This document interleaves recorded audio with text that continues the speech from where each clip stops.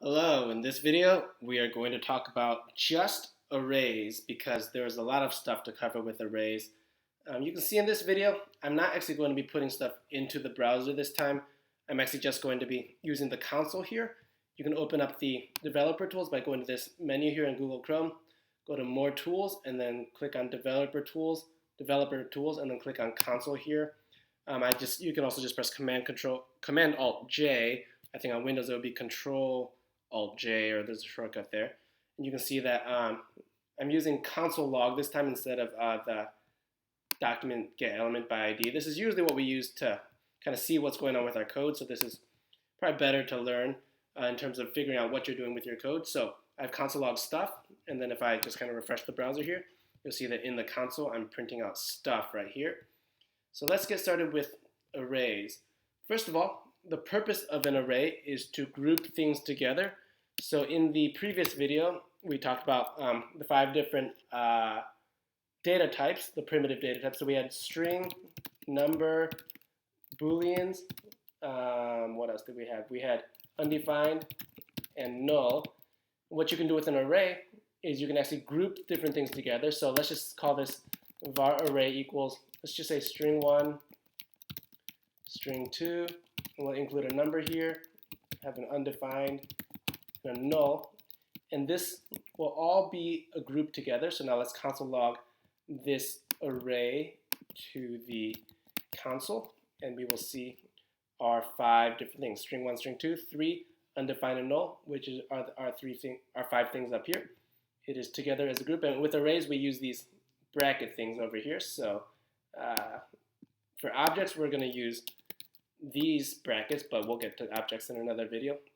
So why do we want to use arrays? Well, the advantage of an array is that they are iterable and the items have an index number. So for example, I can do, let's see, var item 1 is equal to array, and to access the indexes or the specific items using their index number, we're going to use these brackets here with a number. And with JavaScript, the numbers start at 0, so array 0 is going to refer to this string 1 over here. So if I print out item 1 here, item 1, let's make this a little bigger. This bigger. There we go. So it's going to print out string 1 there. If I do array 1, it's going to print out string 2. Array 2 is going to print out 3, and so on. So this is 0, 1, 2, 3, 4. If I do array 4, it'll be that, null. And since array 5 doesn't exist, it should give us undefined. So that's what we expect. So they have index number. Arrays also have a length property, which is really useful. And so let's do var, let's make it another thing. Var length is equal to array dot length, and you access the length by just doing dot length there. So now if I print out length here, it should be 5, which it is because we have 5 items in our array. So that is what arrays are good for. They're good for being able to iterate over the items and for having a length property. What can arrays include? They can include all the primitive data types. As you can see here, I've included all of them here. Oh, I forgot true, or like a boolean. Let's put in a boolean, true, false, and then let's console log array again. So let's see all 7 of our items here now. Now, array methods. There are a lot of different things you can do with arrays. As you can see here, I've listed out 12 of them, so we're just going to go through these sequentially. Sorry, my throat's kind of dry right now, but let's just start with push. Push is going to add an item to the end. So let's just have an array right here. Let's just do array var array 1 is equal to. Let's just use numbers here just for simplicity for now. So let's put array 1 here. So now if I log array 1, it's going to be 1, 2, 3. Now if I push something, let's do your array 1 dot push, and let's just push 4 to the end here. What that's going to do is going to add an item to the end. So if we're still logging array 1 here, it's going to add that 4 to the end. And if I push we can push anything we want. So now we can do array1 push hello. So now we're pushing a string to the end, and now we see hello at the end of the array. So you can push whatever you want. Pop is going to remove the item from the end, and then it's going to return the value of that item. So first, let's do array1 dot pop, and you don't need anything inside of there. It's just going to remove the last one, and our last one here is hello, so that should get rid of the hello there. You can see that it's gone. Now if I create a variable that's equal to that, so our popped item is equal to that, that will actually return the value of that last item that's popped. So right now, this pop is going to, well, if I refresh, it's going to pop this hello off, but the value of popped item here is going to be hello because it's going to be the value of this item that's being removed. So if I log popped item, and the reason why it's going to be hello and not 4 is because I'm refreshing, so hello is going to be at the end there. You can see that I'm logging hello there because that is the last item being removed. With shift and unshift, now let me just comment these out for now because we don't want those to mess with our code below. Shift and unshift are the same thing, except they happen at the beginning. So if I do array1 dot unshift, let's just do cat, just whatever, and let's console log array1 again. You'll see that I have cat at the beginning there, and then if I array1 dot shift, it's going to get rid of that cat. We're going to go back to just 1, 2, 3. And again, if I do a variable here, var shifted item, and if I log shifted item, it's going to return the item. It should return cat because that's the item that we're removing from the beginning. The thing with unshift and shift are they're more expensive, and you don't need to know why for now, but they take more memory or more energy to do, so they could end up costing you time, or they could take longer. So generally, we try to avoid using shift and unshift. You don't need to know the details, but just know that they're there, but we rarely use them because they are less efficient than pop and push. Next one we're going to do is we're going to do sort. The default is that sort is going to sort the array alphabetically. So let's change this array to, let's do it cat, dog, animal. So you can see that they're not in alphabetical. It's in it's CDA right now. And if I console log array1, it's going to be cat, dog, and then animal. But if I do array1 dot sort, it's going to sort it alphabetically, and so we'll now see animal, cat, dog, which is A, C, D. Default is alphabetically. If we want to sort numerically, let's say we have numbers here. Let's just do 2, 4, 3, 1. So if we log it, it's going to be 1, 2. Well, I guess since this is actually technically alphabetically because it's 1, 2, 3. That's alphabetical. But if I had a, let's say I had a 10 here, the 10 is going to actually not be at the end because 1, 0 comes before 2 alphabetically. So if we wanted to sort this, let's just put a 12 here just to kind of make it look a little bit different. So we have, it's sort of sorted alphabetically here, but not numerically. If we wanted to sort it numerically, we could do something fancy by doing function a comma b, and then we're going to return a minus b. And basically the a minus b, the a is going to be representing the first number, b is going to be representing the number after that. And so you don't need to know the details, but this is how you sort numbers numerically. So if I refresh this, it's going to now sort it numerically.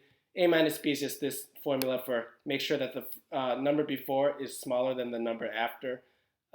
If I wanted to sort it in the opposite direction, I could do b minus a, like that. And so that is how you sort numbers numerically. We have also reverse, which, as you can imagine, reverses the array. And just to make it clear, let's just make it 1, 2, 3, 4. So our array right now is 1, 2, 3, 4. Let's reverse it. So array1 dot reverse. Now it's going to be 4, 3, 2, 1 pretty simple. ForEach is going to iterate over each item, and so we're going to do something for each item. And so the most basic thing we can try is we could do array1 dot forEach, and then we haven't really learned about functions yet, but you know,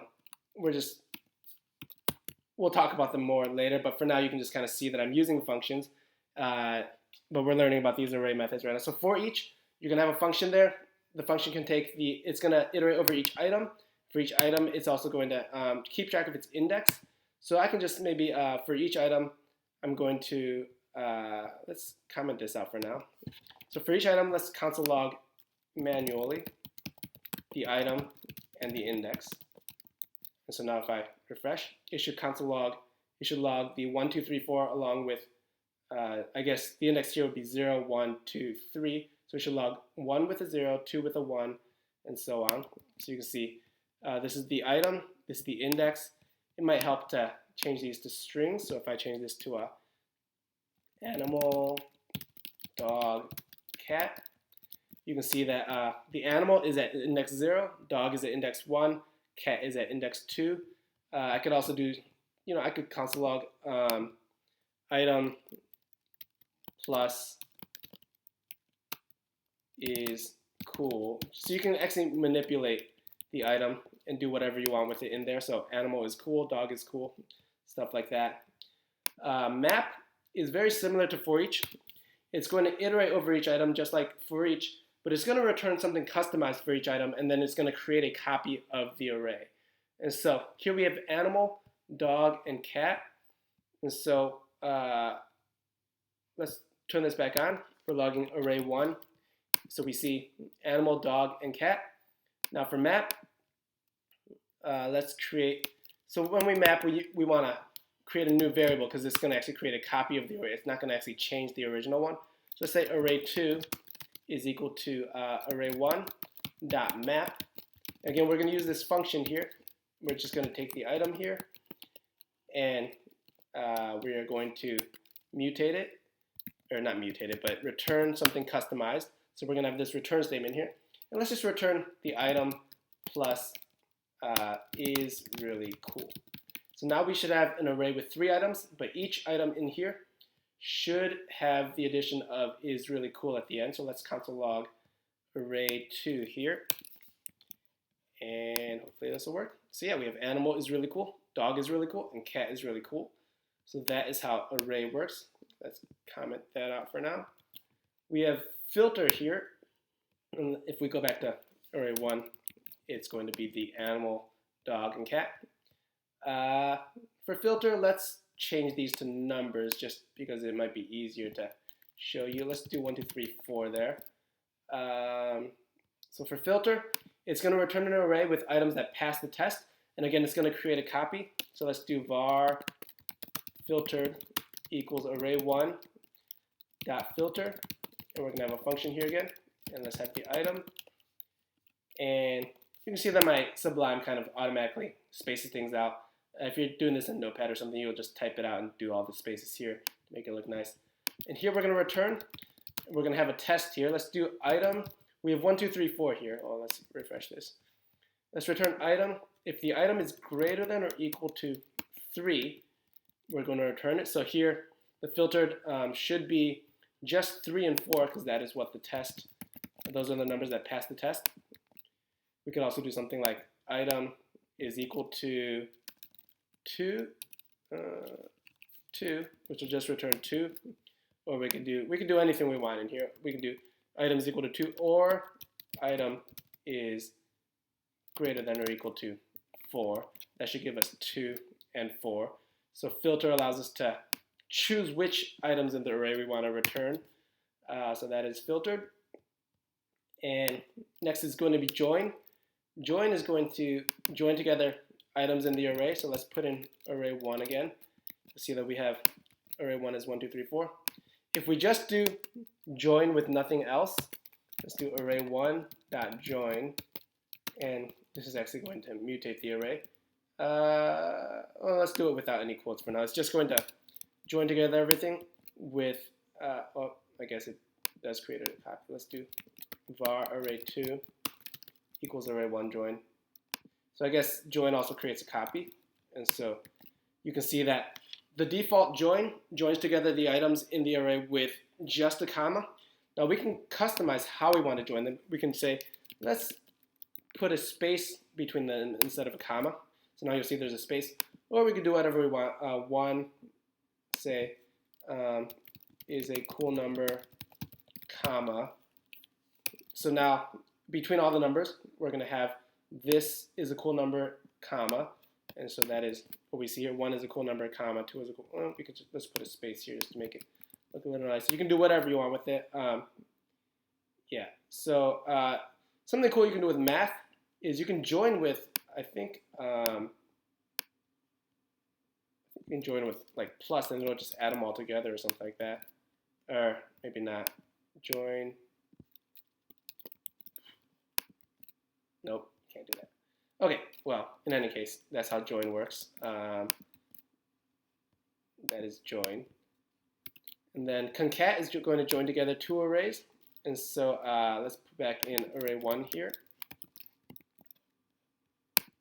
I think there is a way that you can join them together and add them together. I just haven't thought of that right now, or haven't prepared enough to do that right away. So we have array 1. Let's have array 2 here. Var array 2.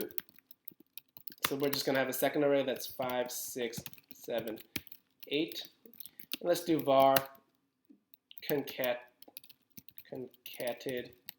I don't really know if that's a word, but concated array is equal to array1 dot concat array 2.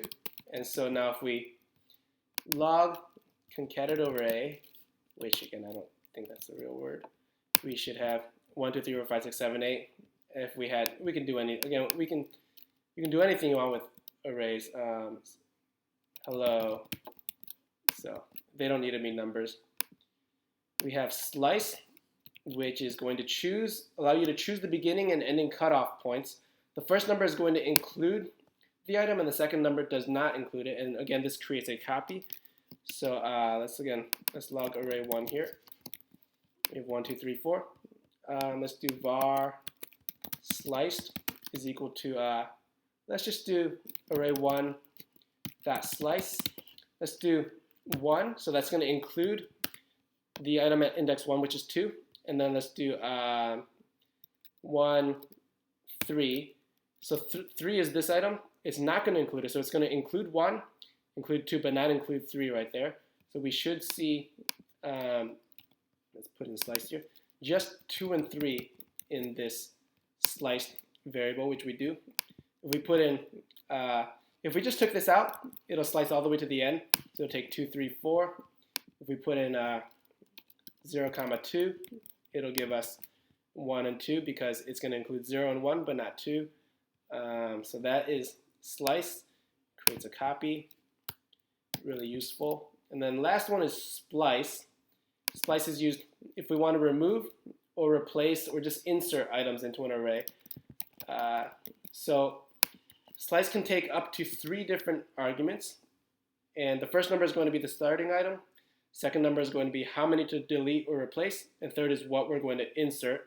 And this third one is optional. Let's put in optional here. So we're logging array 1 here. Let's try to use this splice here. And splice is actually going to mutate the array, so it does not create a copy. And it also does return what you're removing. So let's do array1.splice. And so let's start with the starting item. Let's make it 1. So this 1 is going to refer to this 2 here. Second number is going to be how many we want to delete or replace. Let's say we want to delete or replace 2. Let's leave out the third option for now. You can see here that we have array1 is 1 and 4 because we started at number 2. We removed 2 items, so we removed the 2 and the 3. If we change this to 1, it would just remove the 2 and leave in the 3. If I change this to 3, it'll remove 3 items there. Let's say if we just wanted to remove the 2, we just have this. But if we wanted to replace the 2 with something else, we can say item that replaces 2. So now this is actually going to put that into it's going to insert that into this first index there.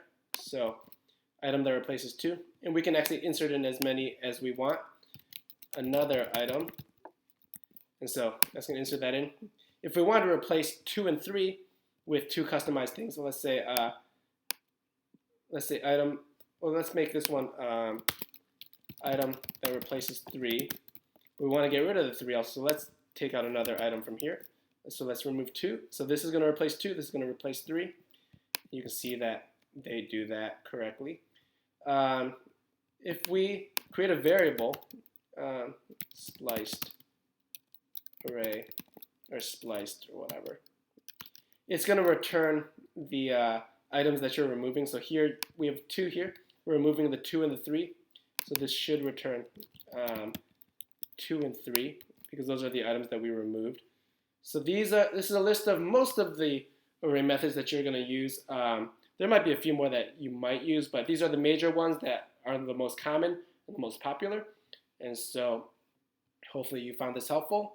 In the next video, we'll go through objects and what you can do with objects. That's another big topic as well. But that's all for now. All right, bye.